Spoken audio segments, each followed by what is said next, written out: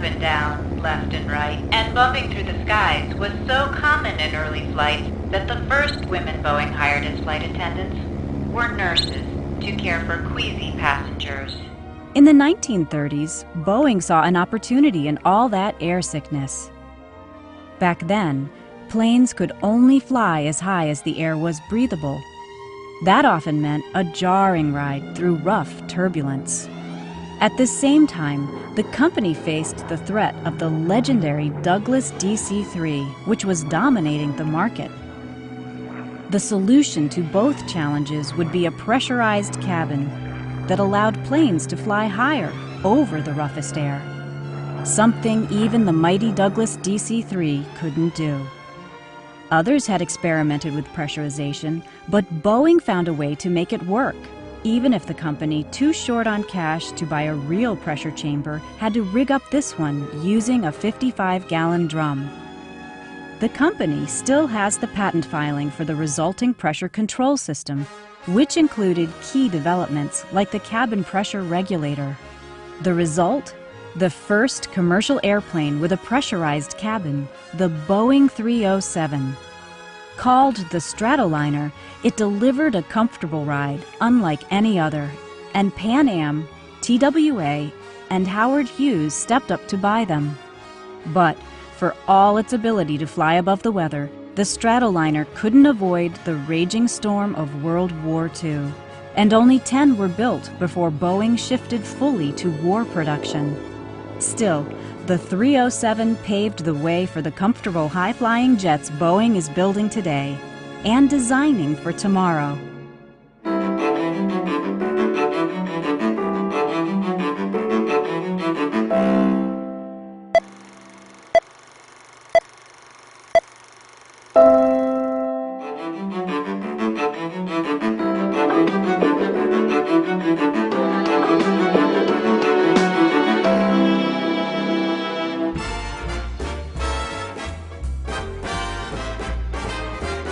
It's not often that a child-size airplane represents a key point in history, but this one does.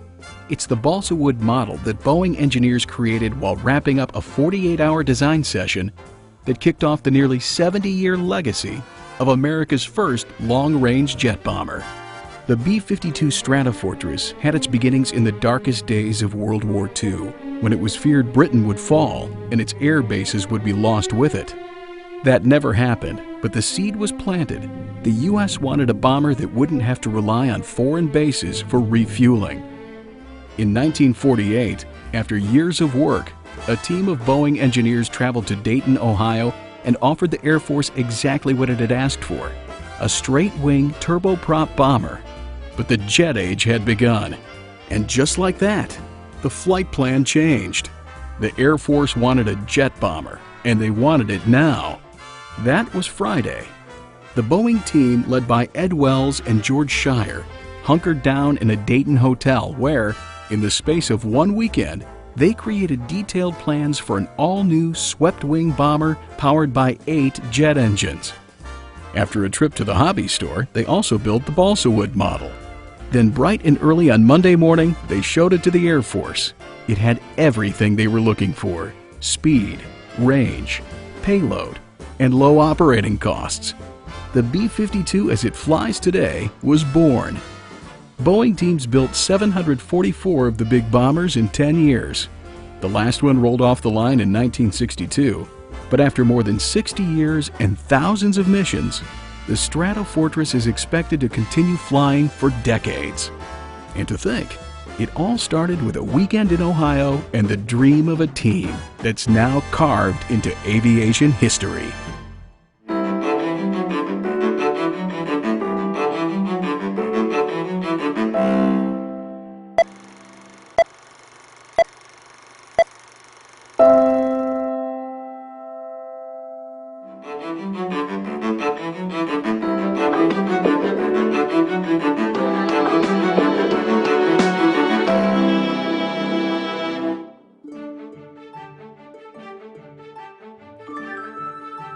Rocketry, robotics, real-world engineering. These 21st century moments have been 100 years in the making thanks to a strategic investment. In 1916's bustling Seattle, Washington, the population was growing. The perfect place for Bill Boeing to start his fledgling airplane company and to invest in the people around him.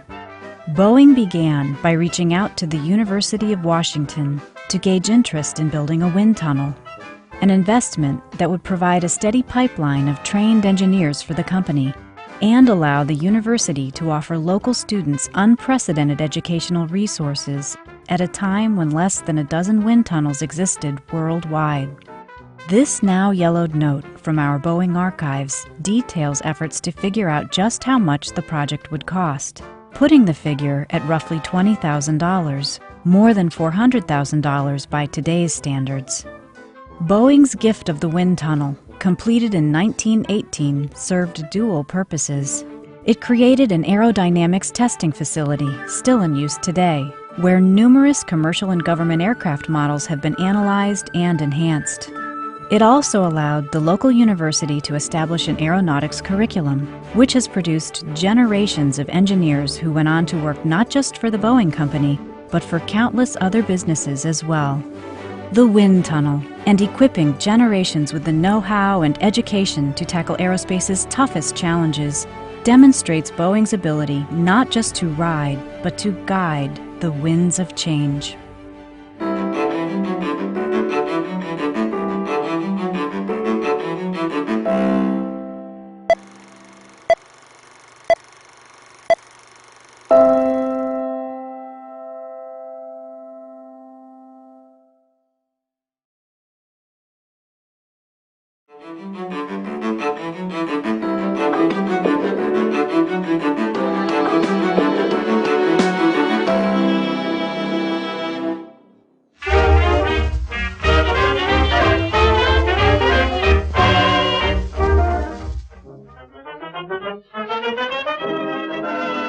(1916).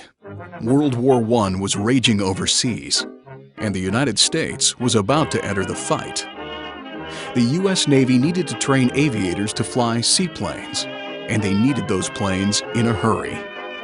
The Navy chose not to purchase William Boeing and Lieutenant George Conrad Westervelt's B&W seaplane. The Pacific Aero Products Company's future looked bleak. Westervelt learned Wang Su was a rising talent from the nation's first aeronautical engineering program at MIT. The Beijing-born engineer wanted a chance to design airplanes. Boeing and Westervelt needed a chance to turn their fortunes around. Boeing hired Wang as the company's first aeronautical engineer. The task: improve the Model C trainer prototype. His knowledge of the new aeronautical science helped solve complex design hurdles. The improvements included a larger rudder and wing adjustments. The result: a more controllable seaplane. After proving its mettle in tests, the Navy ordered 50 Model C trainers. The seaplane became the newly renamed Boeing Airplane Company's first financial success. Wang never saw those planes delivered. After 10 months with the company, he returned to China. Wang continued to pursue his love of aviation, designing planes and fostering research. His time at Boeing was short-lived, but Wang's legacy as an aeronautical pioneer is long-lasting.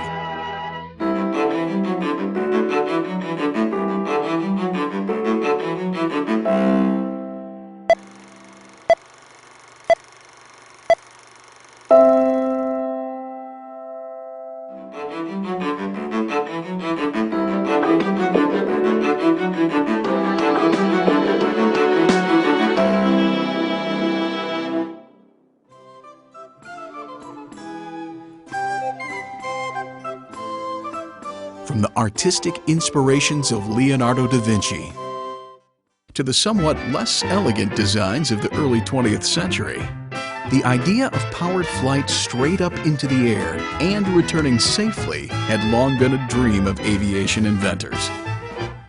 This dream continued into World War II. During this time, incredible and unprecedented advances in aviation innovation would be realized. One of those innovators was Frank Piasecki, the son of an immigrant Polish tailor, whose fascination with vertical flight started in high school. By 1940, Piasecki and other young engineers started the company that became Vertol Aircraft and eventually part of Boeing.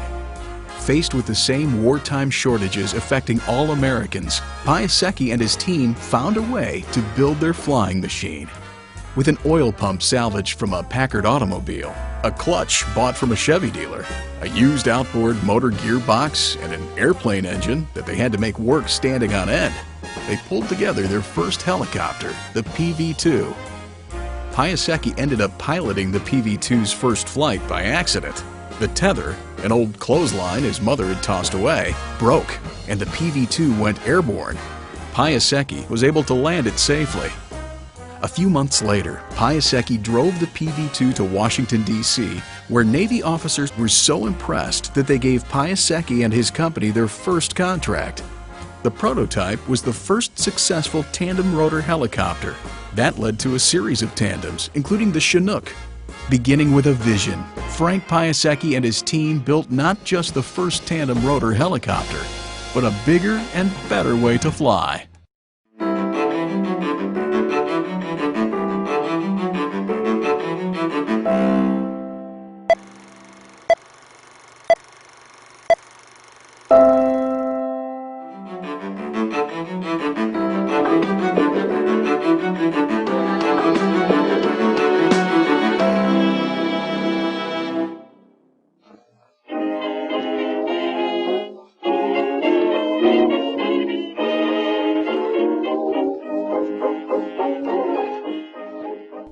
Fabric, needle and thread, tools of the textile trade. In the early days of the Boeing Airplane Company, those tools and the women who mastered the art of the stitch were among the fabric of aviation history. In Seattle, on the drafty second floor of what would become the Red Barn, the seamstresses formed a tight-knit sewing circle. Their nimble fingers worked large sewing needles and thick thread through the coarse linen wing fabric. The crisscrossed stitches had to be tight and had to be perfect for the wings to perform in flight. Perfection, making a biplane better than any other, the William Boeing way.